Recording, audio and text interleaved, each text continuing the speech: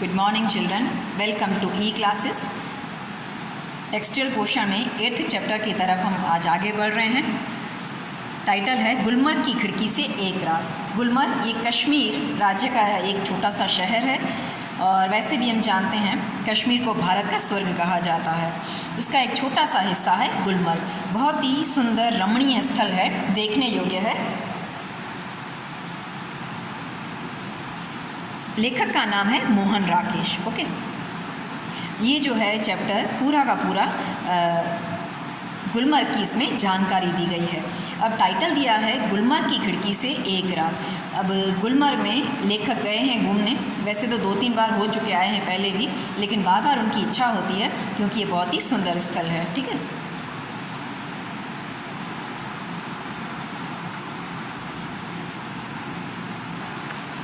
अब टाइटल में दिया है खिड़की से एक रात, अर्थात एक रात वह खिड़की पे खड़े थे, गुलमर्ग में एक होटल में रुके थे और उस रात उनके साथ क्या हुआ यही बताने के लिए। लेकिन क्या हुआ वो अंत में ही पता पड़ेगा। ठीक है, कुछ जगह ऐसी होती हैं जिन्हें एक बार आंखें देखती हैं चौंक उठती हैं, मतलब आश्चर्यचकित हो जाती हैं, फिर धीरे धीरे परिचित होकर उदासीन हो जाती हैं। बार बार जब हम उसे देखते हैं तो आंखें क्या हो जाती हैं, उदास हो जाती हैं कि बोर हो गए हैं यही से ही सब चीज़ें देखकर। लेकिन गुलमर्ग ऐसी जगह नहीं है। मैं जब पहली बार गुलमर्ग गया तो मुझे वहाँ कुछ भी असाधारण नहीं लगा, असाधारण एक्स्ट्रा ऑर्डिनरी नहीं लगा। कैसा था? खुला सपाट मैदान, सपाट मतलब फ्लैट मैदान था, देवदारों के घने झुरमुट और बाँस। देवदार ये एक वृक्ष का नाम है, बाँस का पेड़। तब मैं घंटे भर में सारा गुलमर्ग देखकर आया था। क्यों? क्योंकि छोटी सी जगह लगी तभी। मगर बाद में महीनों वहाँ रहने पर भी एहसास हुआ कि पहली बार तो क्या, बाद में कभी भी उस स्थान को मैं पूरा देख ही नहीं पाया था। शायद यही कारण है कि गुलमर्ग में रहकर वहाँ के साथ व्यक्ति की आत्मीयता धीरे धीरे इतनी गहरी हो जाती है। आत्मीयता का मीनिंग होता है अपनापन। पहली बार देखा है, 1 घंटे में देख लिया, लेकिन दूसरी बार जब वो गुलमर्ग में घूमने गए तब पता पड़ा कि नहीं, अभी तक मैंने इस शहर को अच्छे से देखा ही नहीं है। जैसे ही आप गुलमर्ग जाते हैं तो इतना अपनापन महसूस होता है कि वह अपने को भी उस सपाट मैदान के एक हिस्से के रूप में देखने लगता है। जब हम उसे छोड़ते हैं, यहाँ जाते हैं गुलमर्ग, तो ऐसे लगता है कि यहाँ इतना अपनापन है कि लगता है हम खुद इस सपाट मैदान के क्या हैं, एक हिस्से या एक पार्ट बन चुके हैं। कांपती तितलियाँ, उठते बादल, कांपती क्योंकि उड़ती हुई तितलियाँ या ठंडी के मौसम की वजह से उसे कहा है तितलियाँ जैसे कांप रही हो। बादलों और बर्फ से चमकती हुई पहाड़ियों की तरह। पहाड़ियाँ क्या होती रहती हैं? चमकती रहती हैं क्योंकि वो बर्फ से ढकी हुई हैं। दूसरी ओर वह पूरा विस्तार जिसमें वह स्वयं भी रहता है, उसे अपने में समाया सा लगता है। सूर्योदय और सूर्यास्त दोनों चीज़ों की विशेषताएं बताई गई हैं। आपने देखा होगा जब भी हम किसी पहाड़ी स्थल पर जाते हैं, या माउंट आबू का एग्जाम्पल ले लें तो वहाँ पर एक सन पॉइंट है ना, कि लोग खास करके शाम के समय 7 बजे के आसपास सन पॉइंट देखने जाते हैं। उस जगह पे जाते हैं कि जब सूरज डूबता है तब कितना सुंदर नज़ारा होता है। तो पहाड़ियों के बीच में से या पीछे से जब सूर्य निकलता है तो ऐसे नहीं लगता कि आसमान के अंदर से निकल रहा है, ऐसे लगता है कि पहाड़ों के पीछे छुपा हुआ है। जब डूब रहा है तब लगता है कि वह पहाड़ों के पीछे जाके छुप जाएगा। तो व्यक्ति को लगता है कि मैं इस गुलमर्ग का क्या हूँ, हिस्सा हूँ। दोनों संध्याएं क्यों कहा है? क्योंकि सुबह में जब सूर्य निकलता है तब पूरी तरह सूर्य निकलने से पहले जो थोड़ा थोड़ा घना अंधकार होता है उसे क्या कहा है? संध्या। और जब शाम को सूर्य डूब रहा होता है या डूब चुका हो और थोड़े थोड़े बादलों की रोशनी होती है, उसे भी हम क्या कहते हैं? संध्या। तो दोनों चीज़ों को यहाँ पे लेखक ने क्या कहा है? संध्याएं। घना कोहरा मतलब घना अंधकार छाया हुआ हो, पीली धूप, सब कुछ। इसीलिए जब व्यक्ति गुलमर्ग से चलता है तो एहसास होता है अपने से बिछुड़ने का। इतनी सुंदर वहाँ पे ग्रीनरी है या इतनी सुंदर पहाड़ियाँ हैं, सूर्योदय सूर्यास्त दोनों इतने सुंदर हैं। जब व्यक्ति वहाँ से निकलने की कोशिश करता है तो लगता है मैं अपने आप से दूर हो रहा हूँ, अपने उस रूप से जो कितनी परिचित होते हुए भी सदा अपरिचित बना रहता है। अपने आप को बहुत अच्छे से जानते हैं या उस स्थल को भी बहुत अच्छे से जानते हैं, लेकिन ऐसे लगता है जैसे अभी तक हम अपरिचित ही रहे हैं। गुलमर्ग में सपने फूल बनकर खिलने लगते हैं। हरियाली के आर पार लाल लाल छतों के ऊपर, लाल छतें क्यों कही हैं? क्योंकि आपने देखा होगा गांव में जहाँ पक्की छतें नहीं होती, जहाँ हम जैसे शहरों में रहते हैं, वहाँ पे छोटे छोटे छपरे लगाए जाते हैं रेड कलर के। गुजराती में उसे नरिया भी कहते हैं, अगर आपने देखा हो। ऊपर से नीचे की तरफ, सिमिलर पीछे से भी नीचे की तरफ। जैसे आप ड्राइंग में कोई नेचुरल सीनरीज वाला बनाते हैं तो नदियों या पहाड़ों के आजू बाजू कोई छोटी झोपड़ी बनी हुई होती है, तो उसकी छत कैसी होती है? ऊपर से नीचे की तरफ आती हुई। आकाश में आंखें मुग्ध होकर देखती ही रहती हैं। मुग्ध हो जाना अर्थात लीन हो जाना या आश्चर्यचकित हो जाना, आकर्षित हो जाना। फूलों में नए नए रंग भर जाते हैं। जैसे ही धूप खिलती है तो फूल खिल पड़ते हैं। वातावरण में नई नई कोपलें फूट पड़ती हैं। कोपलें मतलब कलियाँ। जैसे धूप निकली कि कलियाँ धीरे धीरे जो पंखुड़ियाँ बंद होती हैं वो खिलने लगती हैं। हर क्षण एक नए अनुभव का एहसास होता है। बादलों के पोर्टिको का मीनिंग होता है बादलों का समूह। नीचे लोग बाहें फैलाए घास पर बैठे होते हैं। जब हम पहाड़ी स्थल पे जाते हैं, ऊंचे ऊंचे स्थल पर, तो जो बादल होते हैं वो ऐसे लगता है हमारे बिल्कुल आसपास हैं या हमारे पैरों के नीचे से गुजर रहे हैं। ऐसे लगता है वो हमारे साथ ही बैठे हुए हैं। दूर दूर सैलानी का मीनिंग होता है यात्रियों की पंक्तियाँ, मतलब लाइन में घोड़े दौड़ाती नज़र आती हैं, अर्थात वहाँ पे लोग हॉर्स राइडिंग के लिए भी जाते हैं। रंगों के कुछ बिंदु हरियाली के पट पर जहाँ तहाँ छिटके हुए हैं। छोटी छोटी घास है, उसमें आपने देखा होगा छोटे छोटे फूल खिले हुए होते हैं, तो ऐसे लगता है कि ज़मीन पर अलग अलग कलर बिखेरा गया है। सहसा प्रकाश से नन्ही नन्ही पारदर्शक बूंदें पड़ने लगती हैं। सहसा मतलब अचानक से, पारदर्शक बूंदें जिसे हम ओस की बूंदें भी कहते हैं। गर्मी की सीज़न हो और फिर भी जब हमारे आंगन में थोड़ा थोड़ा ऐसे गीलापन दिखाई देता है या गाड़ी की सीट गीली होती है तो छोटा बच्चा होगा वो कहेगा बारिश हुई है, लेकिन ना, वो बारिश नहीं होती, वो तो क्या होता है, ओस की पारदर्शक बूंदें होती हैं। रंगीन बिंदुओं का पूरा विस्तार एक बार सिहर जाता है। सिहरना मतलब जैसे डर जाता है।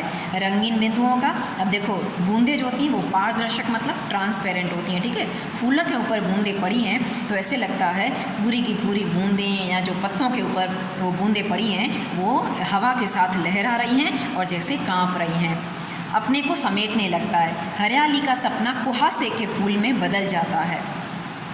मैदान सुरमई आभा ओढ़ लेता है। धीरे धीरे जैसे ही अचानक से सूर्य छुपने लगता है और मैदान सुरमई मतलब चारों तरफ बादलों से घने बादलों से आसमान छा जाता है, तो उसे क्या कहा जाता है, सुरमई। सुरमई मतलब ग्रे कलर, ठीक है, चारों तरफ एक ही कलर दिखाई देता है, सुरमई। अब चारों तरफ धुंध ही धुंध है। धुंध मतलब धुंधलापन कह सकते हैं, अंधेरा कह सकते हैं, क्योंकि सूर्य छुप जाता है कभी भी अचानक से। बेबस होकर फैली पगडंडियाँ। बेबस मतलब लाचार। पगडंडी का मीनिंग देखो क्या होता है, जहाँ पक्की सड़कें नहीं होती, ठीक है, पक्के रोड नहीं होते और कच्चे फर्श पर लोगों के लिए पैदल आने जाने के लिए थोड़ा सा संकरा या सिकुड़ा हुआ रास्ता बनाया हुआ होता है, उसे क्या कहते हैं, पगडंडी। पगडंडी मतलब पैदल आने जाने के लिए लोगों के लिए बनाई गई डंडी या वो जगह है। जब तक बादल बरसेगा बाहें फैली रहेंगी ऐसे ही कोमल। कोमल मतलब नाजुक, विस्मृत जिसे हम भूल नहीं सकते, निढाल मतलब कमज़ोर। अब ये पक्की सड़कें नहीं होती, मैंने पहले ही बता दिया, ये क्या होता है, कच्चा रास्ता होता है ना। तो उन्हें क्या कहा गया है, कोमल भी कहा गया है, उसे हम भूल भी नहीं सकते। और निढाल मतलब वो कमज़ोर होती हैं। बारिश का पानी पड़ेगा तो उसमें क्या समा जाएगी, कीचड़ आ जाएगी, है ना। सूरज चमकेगा तो फूल में नया सपना जन्मेगा। जैसे ही सूर्य वापस निकलेगा तो वापस क्या हो जाएगा, फूल या उनकी कलियां खिल जाती हैं। आकाश में बादलों के नन्हे नन्हे द्वीप। द्वीप का मीनिंग क्या होता है, आइलैंड, जिसके चारों तरफ पानी ही पानी हो और बीच में ज़मीन हो। तो यहाँ पे बादलों के समूह को क्या कहा गया है, द्वीप। भटकते फिरेंगे मतलब बादलों का समूह यहाँ से वहाँ घूमता रहता है। भेड़ बकरियों की रेवड़। रेवड़ मतलब झुंड, जिसे हम ग्रुप भी कहते हैं, पगडंडियों पर टक जाते हैं। जैसे ही सूरज निकलता है तो भेड़ बकरी जो चरवाहे चराने जाते हैं वो क्या हो जाते हैं, वहीं के वहीं रुक जाते हैं। दिन रात की तब प्रतीक्षा करता सा प्रतीत होता है। प्रतीत मतलब महसूस होता है, ऐसे लगता है ये दिन तो है, लेकिन ये दिन किसकी प्रतीक्षा राह देख रहा है, किसकी प्रतीक्षा कर रहा है, रात की प्रतीक्षा कर रहा है। मतलब कभी थोड़ी धूप आ जाती है, कभी छाँव आ जाती है, कभी बिल्कुल अंधेरा हो जाता है, तो लगता नहीं है कि ये दिन का समय है। रात आएगी तो सब कुछ खामोश हो जाएगा, क्योंकि आपको पता है छोटे शहरों में जहाँ रोड लाइट की सुविधा नहीं होती, स्ट्रीट लाइट नहीं पाई जाती, जल्दी से जल्दी लोग अपने कामकाज निपटा के सो जाते हैं। तो रात के थोड़ा सा ही जैसे अंधकार होता है, छोटे छोटे शहरों में क्या छा जाता है, सन्नाटा, जो दिन के समय इतनी वाचाल हो जाती है। ऐसी खामोशी जो दिन के समय वाचाल का मीनिंग होता है बातों नहीं। दोपहर के समय आप देखेंगे तो बहुत ही हलचल या चहल पहल होती है, लेकिन थोड़ी संध्या होते ही वो चहल पहल खत्म हो जाती है। गुलमर्ग की वह रात मुझे कभी नहीं भूलेगी। मैं होटल की खिड़की में खड़ा था। अब हम आएंगे टाइटल की तरफ। लेखक ने ऐसा टाइटल क्यों रखा है, गुलमर्ग की खिड़की से एक रात। अब रात के समय लेखक अपने होटल के रूम में खिड़की पे खड़े हैं। दूर दूर, बहुत दूर सामने से एक बरसाती घटा मेरी तरफ बढ़ती आ रही थी। अब पहाड़ी इलाका है, दूसरी तरफ हरियाली भी बहुत है, तो वहाँ पर आए दिन बारिश होती रहती है ना। तो घटा मतलब बादलों का समूह, बहुत दूर बादल खड़े हैं और लग रहा है कि अब बारिश होने ही वाली है। मैं राह देख रहा था कि कब वह मुझ तक पहुँचे और मुझे अपने में लपेट ले। लपेट ले मतलब खिड़की पे खड़े हैं और बहुत ज़ोर शोर से जब बारिश चलती है तब क्या होता है, बारिश का पानी अंदर तक आ जाता है रूम में। बरसाती घटा में घिर जाने से बड़ा सुख मैंने बहुत कम जाना है। घिर जाना मतलब कि चारों तरफ कोई वस्तु हमारे फैल जाती है, ठीक है। जैसे आप बारिश मैदान में खड़े हैं और चारों तरफ से या यूँ कहें कि आसमान से खूब ज़ोरदार बारिश हो रही है, तो ऐसे कहेंगे कि आप बारिश से घिर गए हैं, मतलब बारिश ने आपको पूरा भिगो दिया है। घटा ऊपर से घिर आए और व्यक्ति को छोटा करके उस पर छा जाए, मतलब ऐसा लगता है कि हम छोटे हो गए हैं और जो बादलों की घटाएं हैं वो क्या हो गई हैं, बहुत बड़ी हो चुकी हैं। यह से अलग स्थिति है। इस बार आते ही घटा का हर संकेत मतलब निशान मेरे सामने था और मैं इसके बराबर का होकर अपनी खिड़की में खड़ा उसे बुला रहा था कि आ मैं तेरी प्रतीक्षा कर रहा हूँ। तुझसे कमज़ोर नहीं हूँ मैं, आजा और मैं भी बराबर का तेरे सामने डटा रहूँगा, मैं कमज़ोर नहीं हूँ। हवा तेज़ थी मगर घटा तेज़ी से बढ़ नहीं रही थी। हवा चल रही है लेकिन बादलों का जो समूह है वो जल्दी से आगे नहीं बढ़ रहा, मतलब बारिश नहीं आ रही। हालांकि तूफान बहुत उठा हुआ था, बार बार ज़ोर की गरज होती थी, मतलब बादलों की गर्जना हो रही है, जिससे धरती और आकाश, जोर जोर की गर्जना हो रही है बादलों की, जिससे धरती और आकाश की शिराएं मतलब अंग, सारी धरती और आकाश ऐसे क्या हो रहा है, कांप जाता है, डर जाता है। बार बार सामने के चित्रपट पर, चित्रपट मतलब आकाश, बिजली कौंधती थी, कौंधना मतलब चमक रही है। प्रकाश का वह भयानक विस्फोट हर चीज़ को नंगा कर जाता था। अब कभी कभी आप अंधेरे में खड़े हैं, ठीक है, और अचानक से बादल जो हैं गरजने लगते हैं, बिजली बहुत ज़ोर से चमकने लगी है, तब लगता है चारों तरफ बिजली की जो रोशनी है वो सारी की सारी चीज़ें जो हमें दिखाई नहीं दे रही थी अंधेरे में, लेकिन कौन सी चीज़ कहाँ है वो हमें बिजली की रोशनी से दिखाई दे देता है। मैं खुश था कि थोड़ी देर पे ये बूंदें मेरे ऊपर बरसेंगी और बिजली का कहर मेरे ऊपर टूटेगा। कहर मतलब जैसे तूफ़ान कहते हैं। मैं बाहें फैला के सामने उसे अपने ऊपर लेने के लिए तैयार था कि अब पूरा का पूरा ये जो बादलों की घटाएं वो मुझे गीला कर देंगी। लेकिन देखिए आगे क्या होता है। अचानक से हवा रुक गई। बढ़ता हुआ तूफ़ान जहाँ का तहाँ ठिठक गया, मतलब रुक गया। अर्थात कई बार हम देखते हैं ना कि बहुत ज़ोर शोर से हवाएं चल रही हैं, बिजली कड़क रही है या चमक रही है बिजली, लगता है बहुत बारिश आएगी, लेकिन थोड़ी देर में ये सारा का सारा जो बिजली का चमकना था, बादलों का गरजना, सब कुछ शांत हो जाता है। दूर ही पर कटे पक्षी, पर मतलब पंख कटे हुए पक्षी की तरह दम तोड़ने लगा। मान लीजिए कोई पंछी है, वो उड़ रहा था, लेकिन अचानक से उसके किसी ने पर काट लिए हों तो वो दम तोड़ देता है, अर्थात बिना पंखों के वह जीवित नहीं रह सकता। उसी प्रकार यहाँ पे तूफ़ान का भी जैसे यही हाल था। बिजली की सांस रुकने लगी, मेरी भी, क्योंकि हवा के रुक जाने से बिजली की सांस रुकने लगी और मेरी भी, क्योंकि हवा के रुक जाने से मुझे भी बहुत ऊंचे आसमान से, अर्थात मैंने बहुत कुछ सोच के रखा था कि अब आगे क्या होगा, लेकिन फिर मैं निराश हो गया, क्योंकि जो सोचा था बिजली या बादलों से मैं घिर जाऊंगा, ये ऐसा कुछ भी मेरा सपना पूरा नहीं हुआ। तूफान का जोम, जोम उधर करेक्शन कर देंगे, जोश उतर गया, उसके साथ मेरा भी जोश उतर गया। मैं इसके बराबर का कभी नहीं हो सका।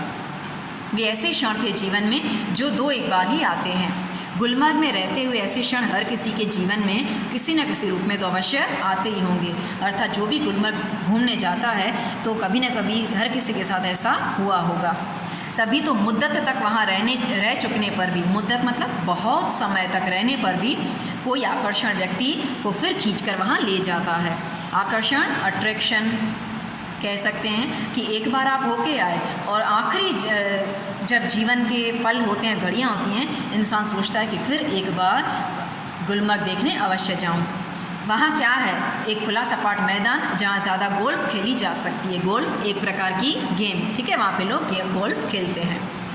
व्यक्ति क्यों बार बार वहाँ जाना चाहता है? केवल गोल्फ खेलने के लिए ना, गोल्फ खेलने के लिए नहीं, बल्कि उस प्राकृतिक नज़ारे का आनंद लेने के लिए बार बार जाता रहता है ना। तो ये जो चैप्टर था पूरा का पूरा प्राकृतिक नज़ारों के रूप में जानकारी दी गई है, या यूँ कहें वर्णन किया गया है।